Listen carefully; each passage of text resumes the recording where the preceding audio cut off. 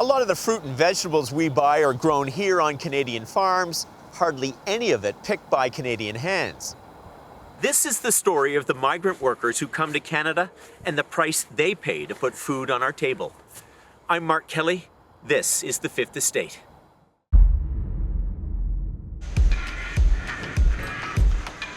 It's the side of Canada's food supply chain few people see until now. That is unbelievable. I had no idea. Really? No idea. Because I'm the guy on the other end. I'm the guy who's buying this stuff. Perpetual motion at assembly line speed. Just another day at the food factory. Staggering the amount of hands that it takes to move stuff.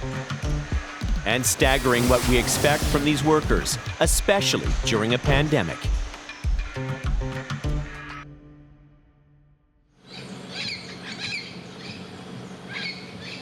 The search for people to work on Canadian farms stretches all the way to Trinidad and Tobago. My name is Frederick. I'm going to Canada to pick apple.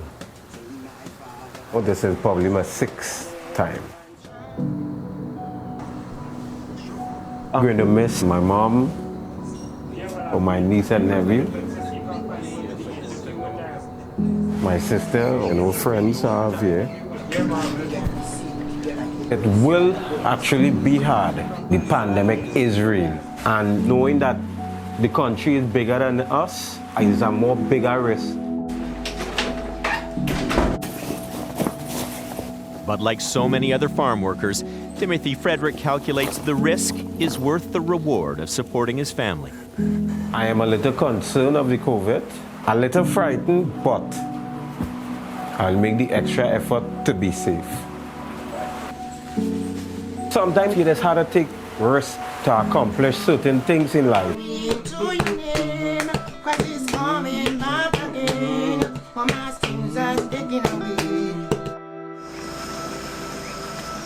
His journey to Canada begins at 2 a.m. I'm leaving my family here, but the Lord is with them. I will be praying every day for them. Timothy knows what he's leaving behind. He doesn't know what awaits him when he arrives.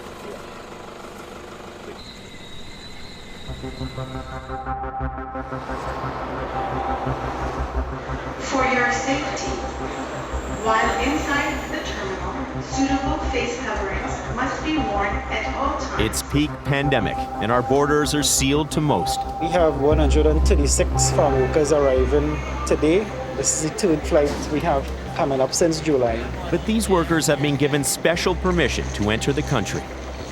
This way, guys. There's no time to waste for Timothy and the crew. They're months late arriving because of travel restrictions. They're bound for Norfolk County, known as Ontario's Garden. Some of these farms are older than Canada itself. Their fruit and vegetable crops worth more than $500 million a season. But for Timothy and the others, this season will be measured in human life. As night falls, one more stop on their 4,000-kilometer journey. This was the first crew to have such a big welcoming party. I don't know if everybody wants to acknowledge everybody. Farmer Brett Schuyler can barely contain his relief. Just a month to apple harvest, and this crew should have arrived in April. To do the reminders on COVID and that, everybody's got their face masks. We do our social distancing, so I just try to remember helicopter to keep our space. But thank you so much for coming up. But they can't start work yet. Regulations require a 2-week quarantine for new arrivals to help keep the farm COVID-free.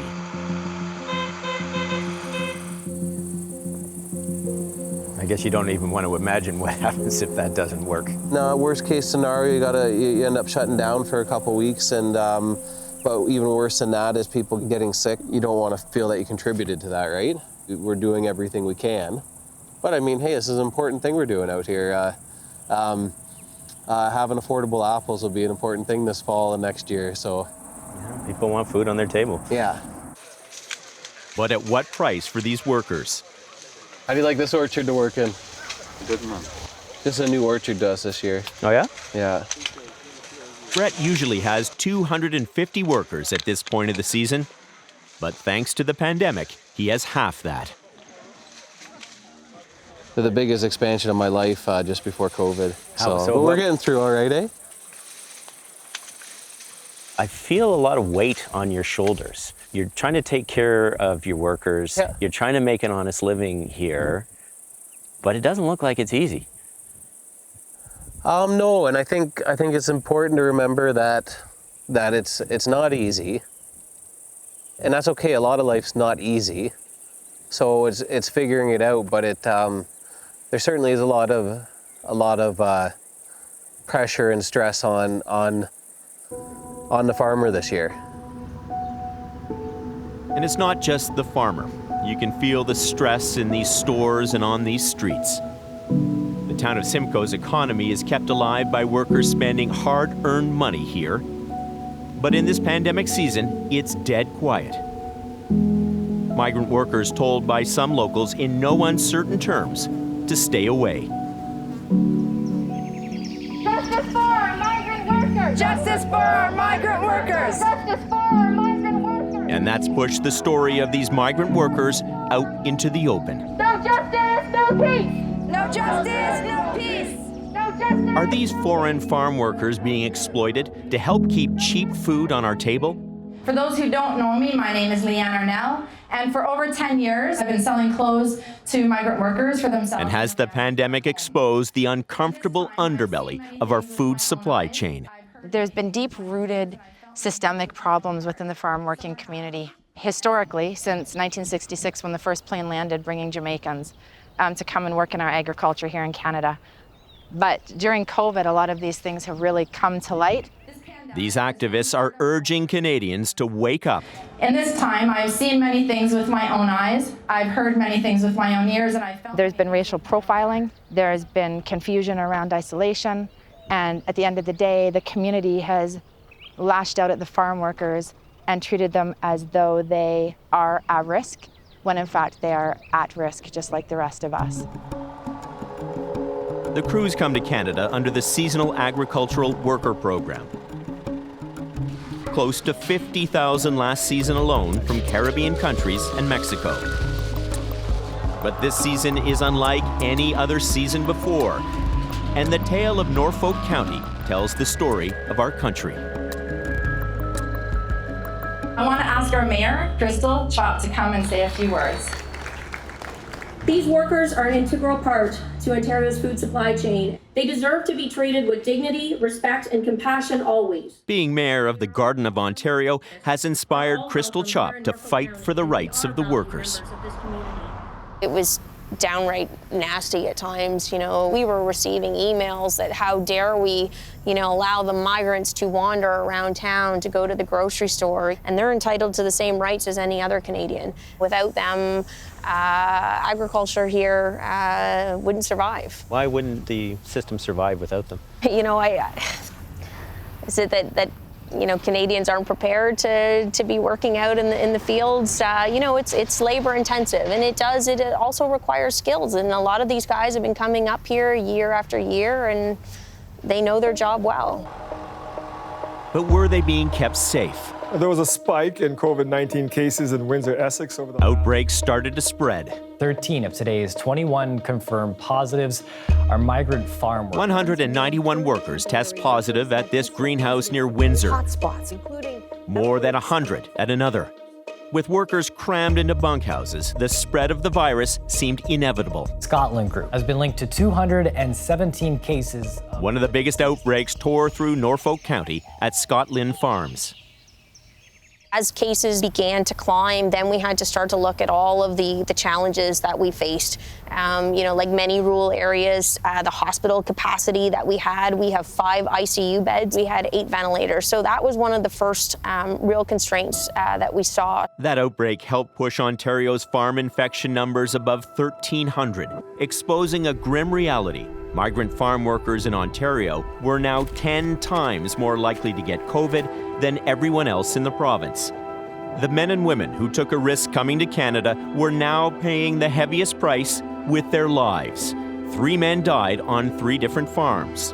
31-year-old Bonifacio Romero, he worked at Woodside Greenhouses. 24-year-old Rogelio Santos, he worked at Green Hill Produce. This funeral was for Juan Lopez Chaparro, 55 years old, a father of 4. The people in the greater community really feel the loss, that we want to share that grief with them and support them.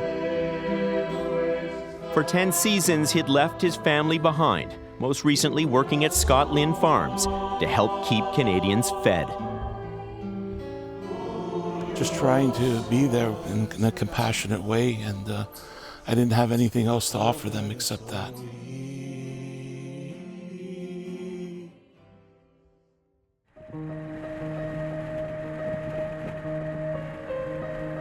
With fear spreading like the virus itself, drastic measures were being imposed. Norfolk County's health unit has some of the strictest quarantine rules in the country, and those rules mean Brett Schuyler's workers have to isolate here instead of his farm. This summer camp was transformed into a quarantine camp for migrant workers. Gone are the kids, the laughter, and the joy. And this is where we find Timothy Frederick. How's quarantine here going for you? Tell me what it's like. Well, it sucks. But I gotta do it, so. How much money do you estimate you've lost already this season? You haven't even picked an apple yet. Nope. Well, usually I would have a capital of like 3,000, we'll probably put away. So you're already $3,000 behind. Yes. People taking chance to come across here to do work for here. Yes, it benefiting me in a little way, but the big way it really benefiting the employer. Well, it's also benefiting Canadians. You're putting food on the table for Canadians. But do you think Canadians appreciate the fact that you are putting food on our tables? Well, some of them does. Some of them does, and some Timothy wasn't expecting this, but then again, who was? How are you finding this whole quarantine thing? Honestly, I don't want to lie. I wish we could have be all day walking. I can't sit down for too long. I was going crazy. I wasn't expecting to see so many women. There are more this season than last. Do you all have kids at home that you've left at home? 4. You've got 4 kids? How old are your kids? 12 is the first one. She's a girl. The second is 11. He's a boy. Third is 5, boy. And the last is 2, girl. 2 boys, 2 Shireen girls. King says her family is desperate for money, and she's desperate for work. So here I am. I come here to work, and work I will do. You can follow this sidewalk. Good morning, gentlemen. Lindsay Feltis does the morning rounds, on the lookout for any signs of the virus. So are any of you experiencing severe difficulty breathing or severe chest pain? No. How about a barking cough, making a whistling noise when breathing, or pink eye? No. She's no nurse. She's a camp director taking her cues from the local public health unit. Was that your idea, or was that the government told you you've got to set up these like corridors where people can go and can't go? The language that they would have used was needs to be separated, right? Like an obvious separation.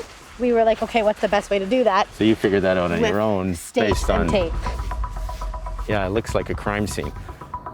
Still, this is no field hospital. I have something very important to report this morning. Okay. The checkup takes an uneasy turn. I sat on a chair, tried to catch my breath. This man complains of troubled breathing. Went to lie back, same thing. It's same thing. And then my throat goes dry. okay, and then how are you feeling now? I'm feeling weak. But what do you do with that information now? So, little piece of me is totally nervous. The minute you hear somebody saying he's having problems breathing, the alarm bells have to go off. Absolutely. And minutes later, they do. Okay, your temperature is elevated. Next step, the worker is ordered into complete isolation. Grab the most important things that you need so that you can isolate and be away from the other 2. For Timothy, fear of the worst is now feeling real. You've heard that There have been some workers this summer who have died from COVID, hundreds who've been infected. So does that concern you? Yes, but I spray every day. When we come back, farmers take matters into their own hands. Just let us do our job and we'll feed you. Are you really worried about how it gets done?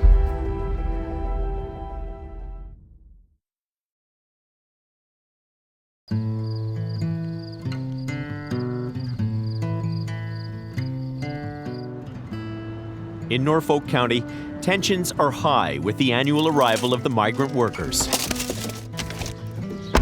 Leanne Arnall has come to see many of them as friends. I feel sad for the way that the guys are being treated right now. They've left their families behind to come here and they haven't even been recognized or appreciated.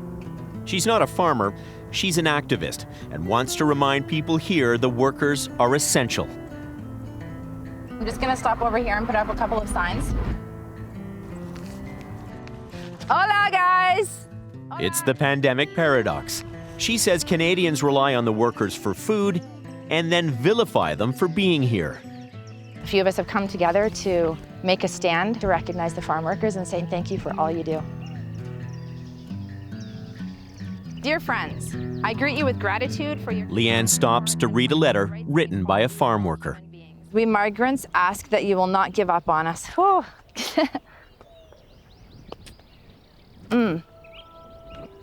Because we're with you 100%. As you are with us, we just don't have the voice or the power to speak out. So I hope that this letter will be my voice, and also the voice of other migrant workers. Thank you. One love to you all.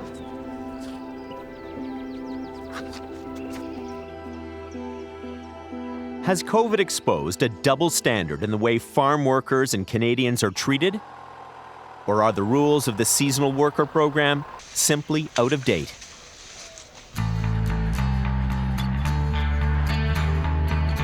I'm heading to this farm to find out.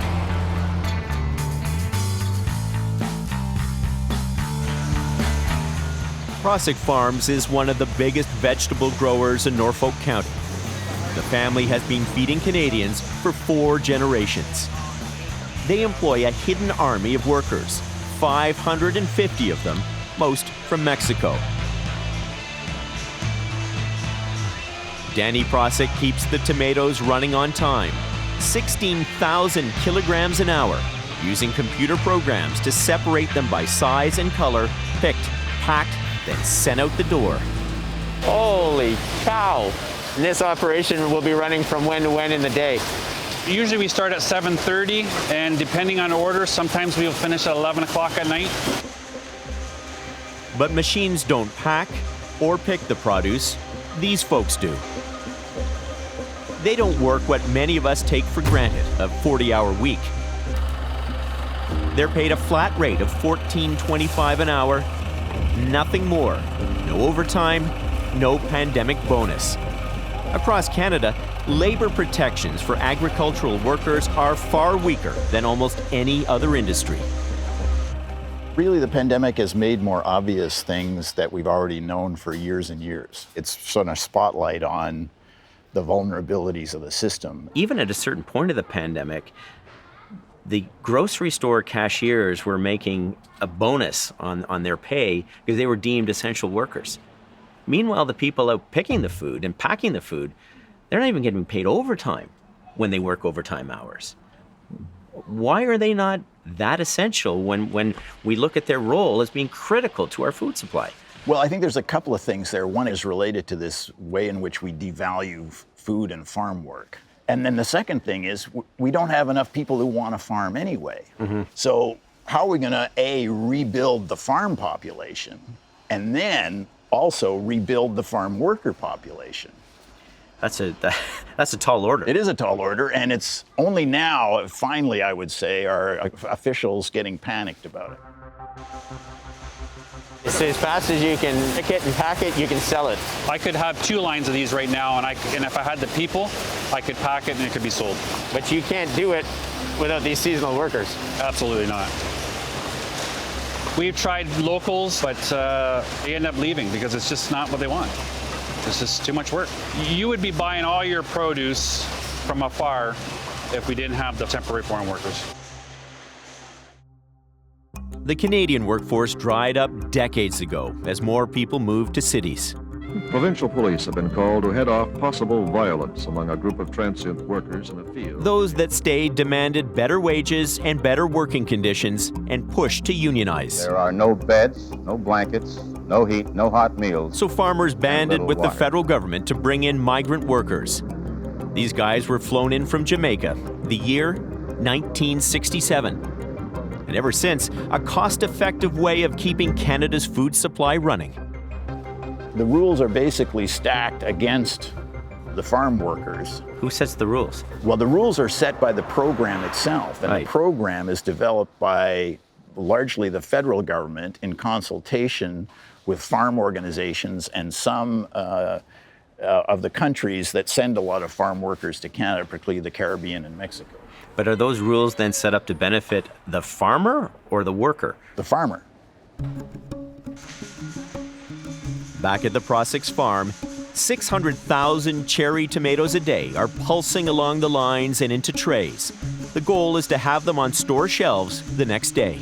The pressure's on you overseeing this and ultimately the workers here to get this stuff packed and get it out the door. Absolutely.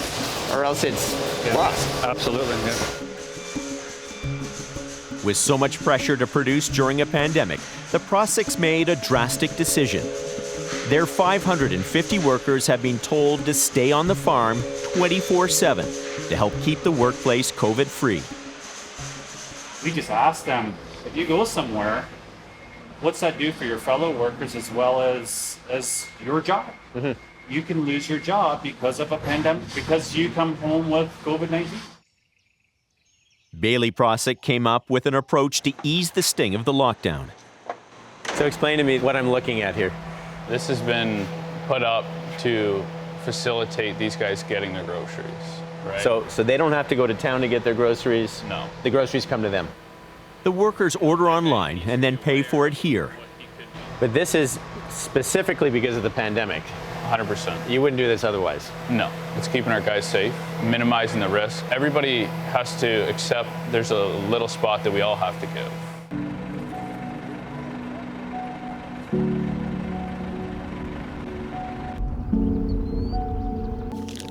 We're out visiting family, we're getting our hair done, our nails done, we're shopping, we're visiting. These guys haven't been able to do that. Think about staying in your house, and no other industry in Canada is any boss telling you that you have to stay in your bunkhouse. And we're told in Norfolk County, more than 10 farms are doing just that. Ben, how you doing today? You sound tired. Yeah. How many hours were you working today? 11, sometimes way more, sometimes 16, 17. Have you or any of the other workers tried to talk to the farmer to say, can we change these rules? Guys are afraid to approach him because they don't want to risk their job. He's in control. It's for that reason we're protecting the identity of this worker. He says the lockdown imposed by Komienski Farms is into its 6th month. It's mentally, physically, emotionally frustrated. It's hard. Years before you could go sit, have a drink, talk to your friends or families if you have them here. This year you can't do that. But it gets worse. The Komienski farm hands out this letter, threatening workers if they leave the property. What did the letter say? Well, it says if we leave, if we break the isolation, we can be fined up to $1 million Canadian dollars. Beyond the 2-week quarantine, it's illegal for farms to hold their workers captive. You can't tell him how to run his farm. So you think if you speak out, you'll lose your job? Yeah, I know that for a fact. I've seen it happen. We contacted Komienski Farms about their lockdown and their letter. They won't talk to us on camera, but write in an email they follow direction and guidelines set out from municipal, provincial, and federal governments. I don't know where that idea comes from, that you would be able to restrict somebody in that way. Once they have gone through quarantine, they are to be treated as any other Canadian with the same rights as any other Canadian. When you look at what's going on in the US, equal rights is an issue that's happening worldwide. Norfolk County is not any different. And this issue with migrant workers, this, I would say, is the civil rights issue here of our time, without a doubt. We just struggle because each government has given us a different direction. The health unit gives you one direction, Service Canada gives you another direction. There's just too many groups that think they are telling us how to do what's best for the workers. Do you think you know what's best for the workers? I think we have a pretty good idea. I think we do for sure. Paul Prosick says this is the price of doing business during a pandemic. The number of workers that we have here, you cannot ever imagine that 100% is going to be free and willing of our rules and regulations. That's no business is going to get that. When you're worried about guys going into town and possibly contracting the virus, what's at stake? Well, it'll have to shut down. If it does spread here, then you do see that other outbreaks, the problems that they've had, they'd have to shut down. Yeah, 2 weeks for us is huge. How huge? I don't know. You want dollars, you want emotions, you want... Give me it all. Right, you're talking millions. You can do the math. We do 75 million pounds of produce here a year in a matter of, let's call it 14 weeks. Take 2 of them away. That pretty much tells you what it is. At the end of the day, we're feeding people, right? What's wrong with that? Are you really worried about how it gets done? Coming up, the human cost of how it gets done. I said, this is where the boss for we to live. A garage, a complete garage.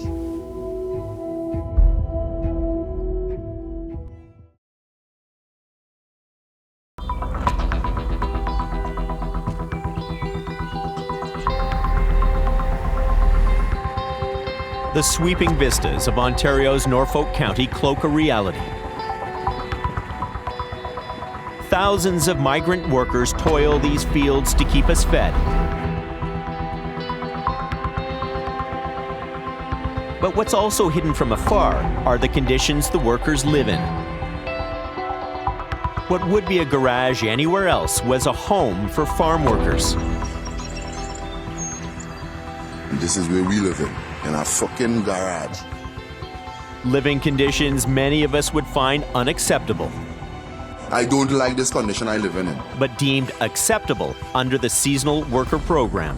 No stove, no washroom. If you had to use the washroom, you come outside and use this.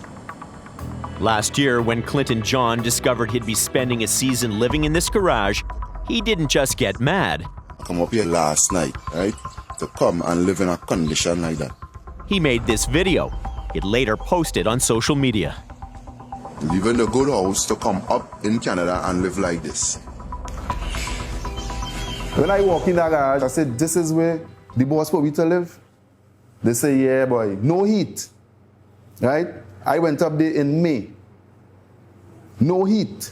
Tell me, Clinton, why did you decide to make the video? Because I am not the only person that is victimized from the farm program. It have Mexicans who is victimized from the farm program. It have Jamaicans who is victimized from the farm program. So that is why I posted the video, so that the whole world could see. So we're in the thick of harvest, as you can see here. We'll show you what's going on. Yeah, give me a lay of the land. Yeah. This is one of the most labor-intensive things that we do. Dusty and his father, Daryl Zamanek, own Easy Grow, where Clinton John worked. Workers are pulling strawberry plants from the ground before they produce berries. And the truck is bound for where? Florida, North and South Carolina predominantly. They're replanted in the U.S. The strawberries they yield then ship back to Canadian grocery stores. Can we take a closer look? Come on in. I've never seen this. So everyone's in the dirt, and this is perfect weather. It's not too hot, not too cold. And if there were a COVID outbreak on your operation, what impact would that have on your operation? It would be devastating. 38 years worth of work would be done. Under the federal program, The migrant workers are tied to the Zamenhof farm. They can't easily quit and go to another farm. Our bubble is built up of Canadians, Mexicans, St. Vincent, Trinidad and Tobago, and Jamaicans. And this season, COVID's tied the workers even tighter to the farm. What is the big fear? The fear is that we either failed them or we failed their families. And that's the fear, that we work so hard every year to put food on people's plates and to have food security, but health, nothing beats health. Their family, I mean, I'm godfather to some of the children. But not everyone feels the same. Hi there. Are you going to do this audio only, or can we get you on video? I would rather audio only. Another Easy Grow worker is speaking to us on the condition we protect his identity to protect his job. It's kind of feel like prison, you know. We can't go anywhere, so we're just stuck here. He says workers are escorted into town to shop, then brought back to the farm. They have some motion detector cameras on property, so they're monitoring us. So how do you feel about that, having all your movements being tracked by the farmer? Not comfortable, but when you speak, you know, they can threaten you of not requesting you back to Canada. You just keep your mouth shut so you can keep your job. Yeah, so we can get the chance to come back next year.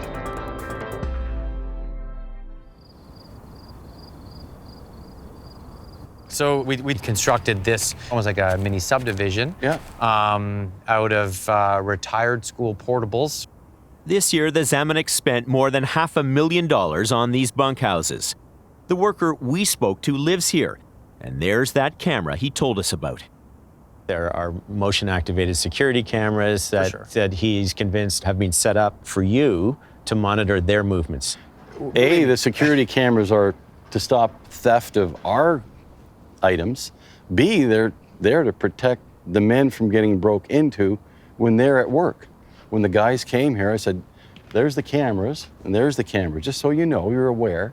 It's not Big Brother, we're not George Orwell. He felt like a prisoner, locked down because of the rules that had been imposed by the farm owners. All we were adhering by was this was our bubble, and this is what we were trying, and everybody signed up for that. This is our family. Clinton John was once part of the Zamenhof family. I really love coming to Canada to work. But after complaining about his living conditions, he wasn't invited back, and he has no right to appeal that. If you see something that you don't like, you cannot talk about it. You keep it to yourself, because anytime you talk about it, for sure the next year they will not request you. And the farmer has to request you in order for you to get to go up. I appreciate Clinton's frustration. I mean, he didn't get hired back, and he didn't get another farm. So, but he feels he didn't get another farm because he spoke out about his living conditions, that he was blackballed and not invited back. Yeah. So this is not an isolated issue, and it's not meant to take away a man's income. You know, there are reasons people leave. You know, Joe can't get along with Sally. Right. Well, then you should there's a lot of jobs out there. Move to another location. It's that simple. But it hasn't been for Clinton. We paint our bus the Trinidad flag, right? Like, however we can make this home, we do. Right on cue. Right? Yeah. The Zamenhof say Clinton is simply a disgruntled worker. Hey, good day, Earl. And insists they treat their workers with respect. It hurts me. It hurts me when I give from my soul, almost to tears, almost to want to regret farming. Yeah. That somebody thinks we're not doing enough. My soul. The imported farm worker has usually come here year over year over year. And of course, because of the rules, which everybody is criticizing, is basically a captive worker. doesn't really have any options. When you use the word captive as in prisoner, that these are people who don't have the same mobility rights as Canadians, they're not going to speak out against bad working conditions because they feel they could just be sent home or they won't be called back. I mean, are these some of the inherent problems that work against the laborers in this system? Absolutely. So that's the deal you're signing on for, like it or not? A lot of people who are coming to Canada have even particularly dire circumstances at home. So they'll suffer the consequences of the wider conditions in order to get that wage. The Zemaniks aren't housing anyone in the garage anymore, but they could. Housing guidelines are set by the province, and this garage passed inspection last year. In fact, in Norfolk County, only 7% of the bunkhouses failed inspections. Do you think it's acceptable that we have conditions in Norfolk County where 4 workers are living in a garage, a furnished garage? You know, I think that it just shows that we need a uniform housing standard across the province. So even beyond the provincial government, we need a uniform standard that comes from the federal government that everybody can adhere to. If that is compliant, you know, is that the farmer's fault that, you know, they're providing what needs to be there in order to meet that standard? It passed inspection. Remember the busy Prossick farm and the long days their workers put in? Well, this is one of the bunkhouses workers come home to. Another garage, this one, we're told, for 13 men. With one of their beds tucked behind the fridge. And then there's this from a neighboring farm. In 2020, especially after what COVID has revealed about congregate living, should we be trying to do better for the workers? Absolutely. The rules of the game are going to change, and wouldn't it be better for us to, you know, present a plan to the federal government? You know, the federal government is still yet to have their working group meet. And at some point, you know, they've got to get it. They can't come out in February and expect farmers to change their bunkhouses, you know, with an arrival date a month later. So the clock is ticking for next season already. When we come back. I feel like the bad guy this year as a farmer. If you have to do this the same way next year, probably I wouldn't come. You wouldn't come?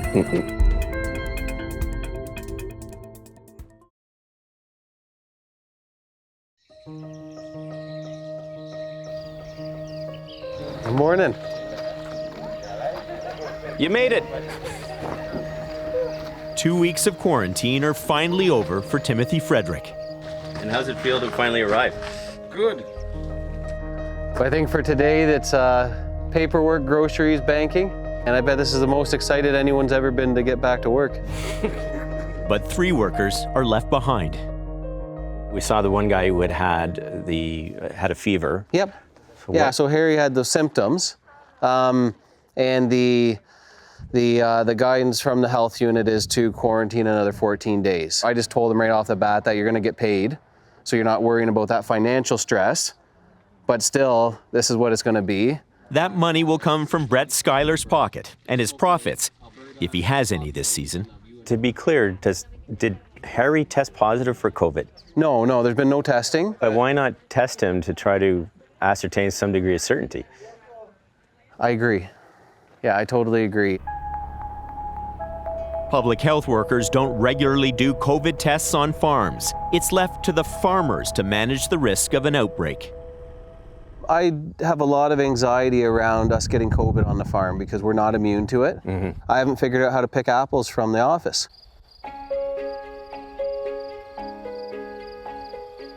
For Timothy, the apple harvest couldn't come soon enough. What's it been like for you? Great. Yeah? Tell me about it. Great. It's perfect. The weather's nice. It's not too cold. It's not too hot. It's perfect to pick apple. A time to reap, a time to reflect. If you have to do this the same way next year, missing some time, spending time in quarantine. Probably I wouldn't come. You wouldn't come? But I'm up here, so I gotta give it my full 100. You know, probably next year, who knows, it might be better. Well, it's good to see a smile on your face, and and everyone's okay back home. Good. Everybody good. smiling because of my friend here. She keeps you smiling?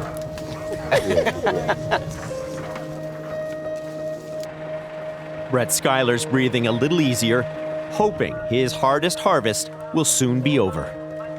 Can you in any way quantify the percentage of your time you spent on pandemic-related worries and preparations and handling? You ask my wife, it would be all my time. So, but I would say, I feel like it definitely took 50-60% of my time this year.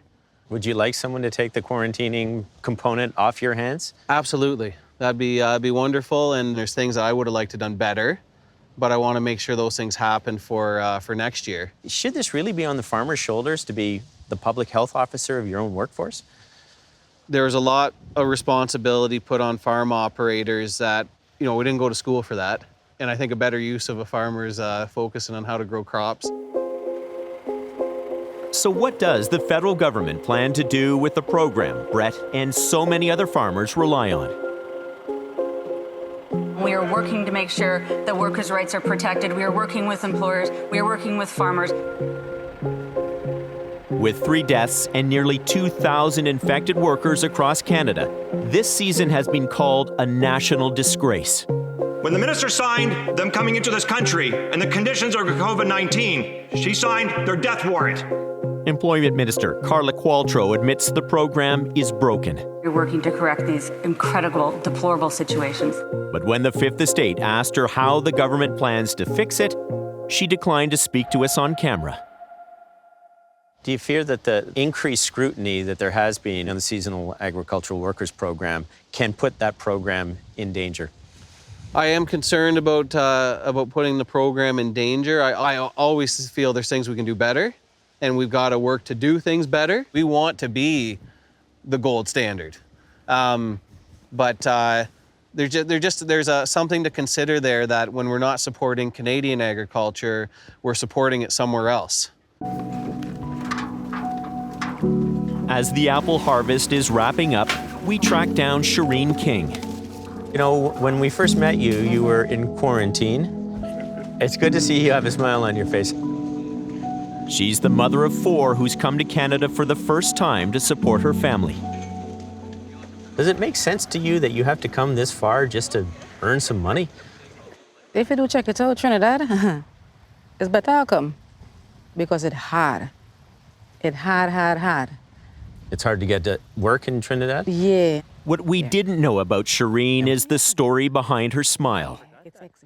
Your sister's here. Yeah. Your brother's here. Yeah. Your dad's here. Correct. And did they all help prepare you for what this experience would be like? Yeah, my father especially. He told us, but I am a fighter. I don't give up. I don't give up. If I want something, I go in for it. Hard. Is that all right? We get the family together for a snapshot. Shireen's sister, brother, uncle, and her dad. He's been coming to Canada for 23 seasons. It is nice now to see that I have my 2 daughters and my son and my brother-in-law here with me, keep me company. Until they return home to Trinidad, at least they have each other.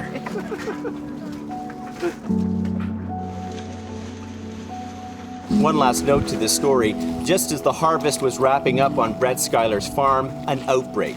13 people tested positive for the virus, another 100 were quarantined.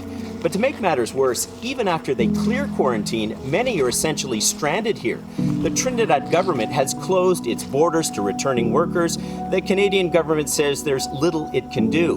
One last reminder that after everything they've done to help provide for Canadians, maybe now it's time for Canadians to do more to provide for them.